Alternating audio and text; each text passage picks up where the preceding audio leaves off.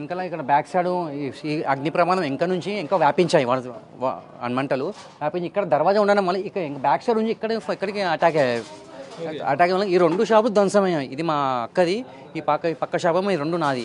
10 నుంచి 10:30 మధ్యలో జరిగింది సార్. నేను ఇంటికి వెళ్ళాను, ఇలా కొద్ది ఫంక్షన్ అని చెప్పి 8:30కి క్లోజ్ చేశాను షాపు. వచ్చి నాకు 10 నుంచి 10:30 సమయంలో మిత్రులు ఫోన్ చేసి ఇలా ఉందని చెప్తాను.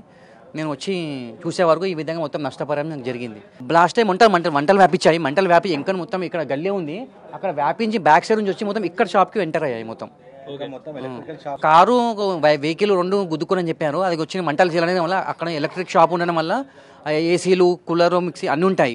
ఆ ఎలక్ట్రానిక్ ఐటమ్ అంటుకొని మొత్తం అన్ని వంటలన్నీ వ్యాపించి ఇక్కడ దాకా వ్యాపించాయండి. లోపల వెళ్ళి షాప్ క్లోజ్ చేసి ఉంది సార్. షాప్ క్లోజ్ చేసింది. మాకు మిత్రులు ఫోన్ చేయగానే మేము వచ్చి చూసేవారికి మొత్తం జరగాల్సిన నష్టం జరిగింది. దాదాపు 2 షాపులు సుమారు మాకు తెలిసి 25 నుంచి 30 లక్షల నష్టపరం జరిగిందండి. మాకు ప్రభుత్వం నుంచి ఏమైనా సహాయం చేయాలని కోరుకుంటుందండి. గ్యాస్ బ్లాస్ట్ అయ్యి దీనికి అగ్ని ప్రమాదం తాకింది. దీనివల్ల back side door open door ఉంటుంది అనమాట. దీనికి అది ఏమంటారు చెక్క డోర్ ఉంటుంది అనమాట. ఆ డోర్ వల్ల మొత్తం అనేది మంట ఇక్కడ వచ్చేసి మొత్తం కాలిపోయింది. దానివల్ల బ్లాస్ట్ పేలిపోయి కాలిపోయింది అనమాట. అంతే. దానివల్ల క్లాత్ కదా, ఇది క్లాత్ వల్ల ఒకటి అంటుకుంటే మొత్తం అంటుకుంటుంది సార్. ఏ షాప్ అయినా సార్ క్లాత్ ఏదైనా ఫర్నిచర్ మొత్తం మీరు చూడండి. మీరు ఫర్నిచర్ అయినా చూడండి, లైట్స్ చూడండి, లైట్స్ ఎంత కిందికి వచ్చినాయి, అవి మొత్తము అరిగిపోయావి చూడండి, మీరే చూడండి. చాలా నష్టపరం జరిగింది సార్ మా బ్రదర్కి.